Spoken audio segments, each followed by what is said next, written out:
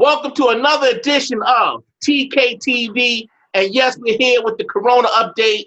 We know that the Corona has definitely affected the New York area. Things are real crazy right now, and people need answers. I reached out to one of my friends, a nurse, a superstar, an entrepreneur, an author. She does everything. Jessica, welcome to the show. Hi, guys. Thank you so much, Sean, for the opportunity. Thank you so much, TKTV, for seeing the value in bringing an expert to the table to empower and uplift your person. So thank you again. I just want to thank you for taking time out of your busy schedule. I know you're RN, you're trained, you know about the Corona. Did you have to get special training with regards to the coronavirus? Well, I took it upon myself to get further education. Shantae Carter, she's actually my co-chair for Nurses of Integrity, a platform that we created, and we both got certified. No one told us to get certified as a COVID RN trainer to be able to have these talks with right information. It took a few hours, and I'm now certified. Jessica, I'm so proud of you. You're an inspiration to me and someone to be looked up to. I must say you're doing a fantastic job. Listen, let's get down to the meat and potatoes right now. There's a lot of people that would like to have answers about the COVID-19. As you know, I'm a construction worker. Yes. I actually play around with cameras and stuff like that, but I don't speak that eloquently, but I try my best. But anyway, with regard to COVID-19, can you explain to the folks at home what it's all about, where it came from? Absolutely. So, of course, by the time we got the information through our news, it was already March. This was a virus that touched down in the United States in February from China.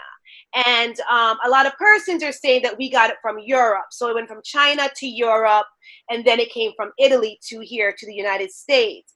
Basically, COVID-19 is like your worst case flu, right? It's in the family of the SARS. Remember, there was a SARS scare a few years ago. And this one is a little bit more serious because, Sean, it impacts persons so quickly.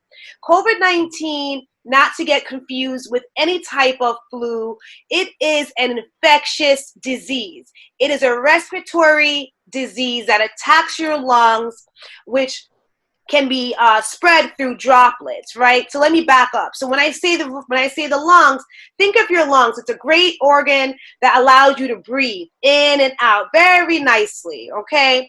When something attacks the phalanges of that membrane, right, it is hard. It is rock hard. That's why people are coughing.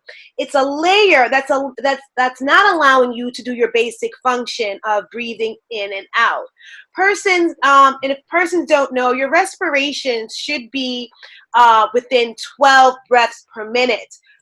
People's lungs are just laborious. Their breathing is laborious, which was one of the signs that something was wrong.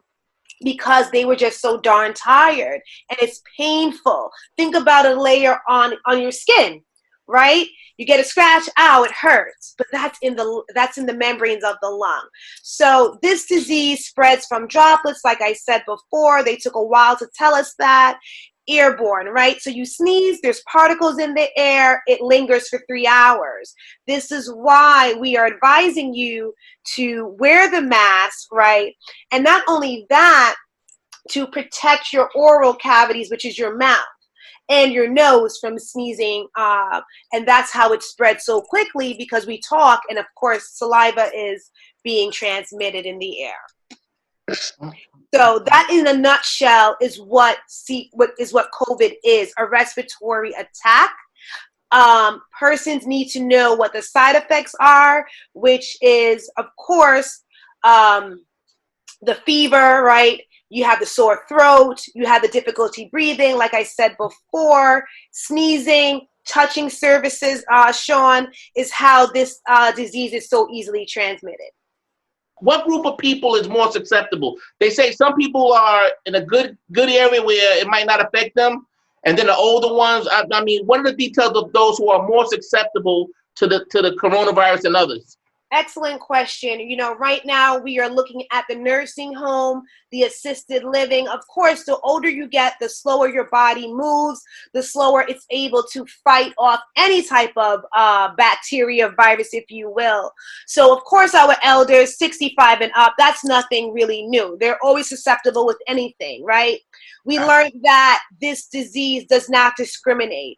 Black and brown persons, especially males, have been affected more than other cultures, okay? And I'm here to talk to you guys live and direct about that. Our essential workers, they're the persons that are black and brown, that are your NTA workers, your construction workers. I have so many medical professionals that have either profession or a trade that is affected by this virus. This virus is very serious in our black and brown communities because of a lot of systemic racism. Now, Sean, I have a lovely wife. You have kids that you have to provide. We are no longer back in the day where it's one person in the household that can go to work. So what we're looking at is that the millionaires, right? The 1%, they have workers. We still have to go out there and provide. So if you are a worker, you are more susceptible, Sean, to get this virus, okay?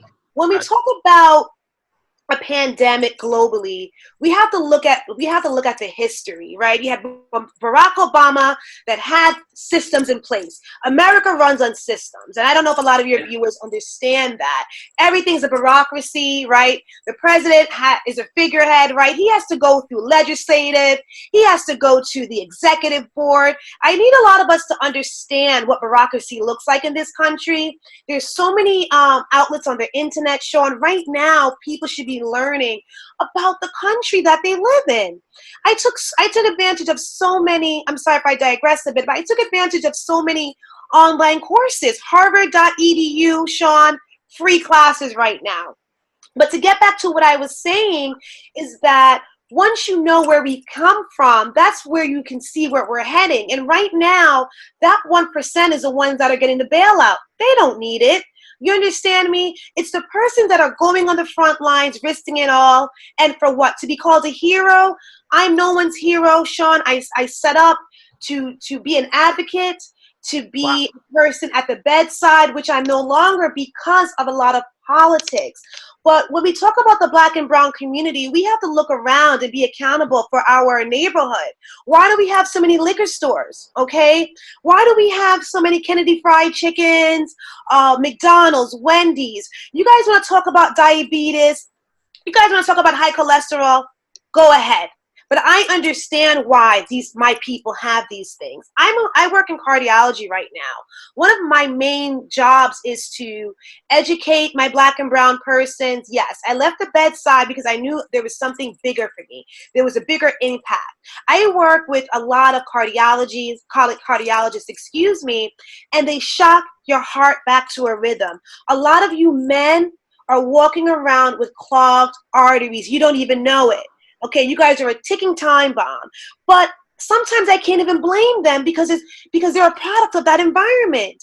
Okay, they're the ones that get the loans. The they is as I'm talking about, the they are the persons that come into the environment that want to open up a liquor store. Where's the greenhouses in our neighborhood? Where are the Whole Foods? You know what I'm saying? Our options are slim. A lot of people do a lot of canned, a lot of frozen, high in sodium. So the black and browns, they're going to be affected, Sean. We will always be affected from any type of crisis because our neighborhoods do not reflect the working society. And these are the ones with the diabetes and stuff like that. Exactly. These are the more susceptible to COVID-19. Exactly. You can't keep on saying, oh, they got diabetes, they have high cholesterol. Why? You guys gave it to us. Okay? Wow. You guys gave it to us. The system allowed us to get these things, Sean. I mean, I can dig deeper, but I'm sure you have another question to ask. Oh, we got it. We got it. Listen, there's a term that I've been hearing on the news lately, and the term is called asymptomatic. Can you explain what it is for a person to be asymptomatic? Sure. So asymptomatic is that you may have this virus, 9 times out of 10 you do, but you have no signs of symptoms. Like I told you, your chest is fine. You don't have a runny nose. You don't have a fever. Ladies and gentlemen, okay, the fever is the most crucial part. That is when it's most transmissible, okay? A lot of people are not talking about that. I'm talking about a fever. I like to call it the fever that's 100-point dot. That's when you have a viable fever, and that's when it's at peak. The people that are asymptomatic, Sean, do not show anything. They're walking, they're talking, and they're fine. But the issue with those persons are they're more deadly to the persons that are older, right? The persons that are, like I said, black and brown with the comorbidities, okay? Because you're okay, I'm okay, but you're not. And I said it's unfortunate that it spread so fast that the only way, and shout out to Governor Cuomo that said, hey, social distancing has to happen. We're going to be on pause. You know, I don't know what the future looks like, Sean. I really don't. But people do need to be tested. And I know we're talking about funds. I think everybody should have a kit at their house. Right? Everybody should have a place to go get tested. How do we stop this from spreading? You know, once we're on pause is what I'm saying. Wow. Sounds great. You brought up Governor Cuomo. I love Cuomo. He's on top of it, seems like every day. And every day he's on the news at 12 o'clock. He pops up. And over the last few weeks, he gives us the body count. How many people died the day before? I've been keeping tabs on the body count, and I noticed that it's been coming down. What does this reflect to us as far as the body count coming down? Is that something positive? Are we ready to come back out to homes at this point? Is it time to go back to work now? All right, so we talk about statistics. We live in a country that's all about numbers, right? You had Jay-Z said it, right? Numbers don't lie. But the thing about the numbers is that, Sean, not everybody's included, okay? So can America open again? Yes. Can we stay inside forever? No. Yes. Body counts are coming down, but it's still high. 392 people. I'm not sure when this will be streamed, but 390 people as of today, Sean, died. Okay. So we're no longer in the thousands, but that's still a body count. Okay. Who are we to say that matters? Or that, you know, it's a lot of bias, right? You have your president that said everything is good. Go back since Easter. So I think it's a biased judgment. The question, it depends on your hat, depends on how you are as a leader. But I do know that, Sean, depression is going up. Suicide rates are going up. That's not being shown on his quota or on his statistics. So we do need people to go back to a normalcy. What does that look like? It may look like we're going to be wearing masks for some more months. It definitely means that we have to wash our hands. Now, this is very important, Sean, because a lot of people are wearing the gloves everywhere. And I want those people to understand that unless you're changing your glove every time you touch a surface, you're doing yourself a disservice, because I think it's handicapping us, if that's a word. It's making us too comfortable. You need to wash your hands every time you touch something, or you use a hand sanitizer. And when you're washing your hands, I always tell my patients and people as I do more talks, sing the happy birthday song twice and get into the crevices of these parts of your hand, guys, especially men. You guys have bigger hands than us. I need you to spend that time, Sean. You talk about your guys going back to work. This is for them. You have to go like this. Get in it. But to go back to your question, I think that economically we need to go back to work. We need to have a system again, right? If it's going to be construction, guys, go out first. Let that group go out first, right? You know, scheduling maybe have to look different. Leaders have to maybe, or HR, whoever's in charge of your schedules, may have to say Sean does 9 to 5 and Joe comes in 5 to 10. We have to figure out a better system, but now is the time to think about that. Don't let Sean and the guys go out and you're scrambling like the president did. Everybody was scrambling for the first month. We wasted a lot of times, a lot of deaths for no reason. We knew this virus was here. You understand me? But there's a saying: if it's not broken, don't fix it. And again, who's being affected? The majority. And what does the majority look like? They're workers. So, you know, that's how that gets summed up, you know. Wow. All I gotta tell you, this is some great information. I think you answered my last question about being prepared to go back to work.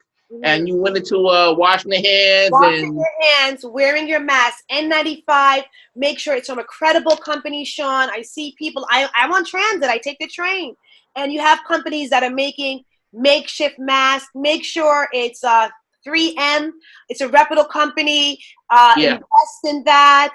Make sure you're washing. Make sure you're drinking warm fluids, guys. My men out there, every morning before you go out, I need you to put your ginger in that warm tea or even warm water.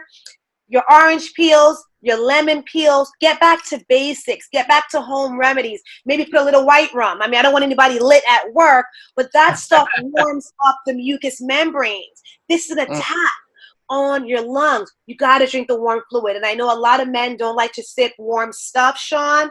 I need you to go out there and say, guys, what did you drink today? Because this is preventative measures. You understand? Wow. There is no cure. We're talking about antibodies.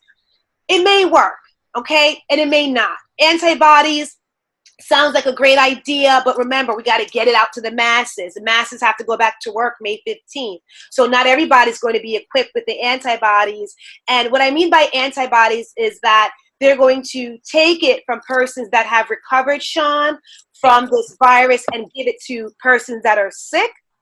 And also, as of right now, Sean, persons can get this virus. Again, right now, what studies are showing is that it stays in a dormant phase, meaning that, as simple as I can say it, is that it's not active. It lingers, but it's not active. And this is something that is still being worked on or figured out by our scientists. Can you get it again? So maybe I can do a follow-up in the next few months. But as of right now, statistics and surveys are saying it's a slim chance that you can get it again. Wow. Okay, good. That's very, very interesting. Listen, you got a new book out. It's on Amazon. It's tearing up the charts. Tell us about the book. Oh, man. As you said, I'm a Jackie of all trades. I realize that, you know, the system wants us to be in a box. Entrepreneurs are leading. Entrepreneurs can help the economy in different ways. And I said, hey, I have a gift, Sean, and my gift is to empower and to teach people how to network effectively. And it's not only for entrepreneurs. If you have a career mind, okay, you want to get in, who do you know, right? So this book is a collaborative approach, 30 amazing nurses that are nurse bosses, entrepreneurs. They have a chapter. I have a chapter.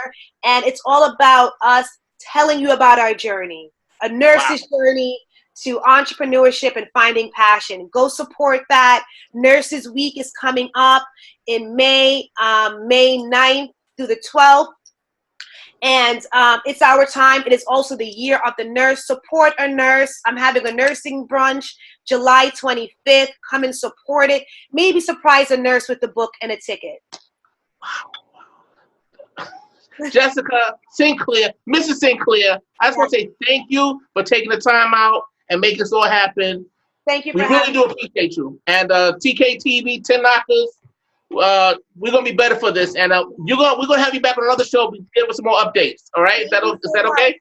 Thank you. I need my own show, Sean. All right, Wellness Talk with Jessica Sinclair. You got it. You let me know when you want to do it, because I'm your guy. All right. I love it. Thank you so much for the opportunity. All right. Thank you so much. Bye. This is great. Yes. All right. TKTV.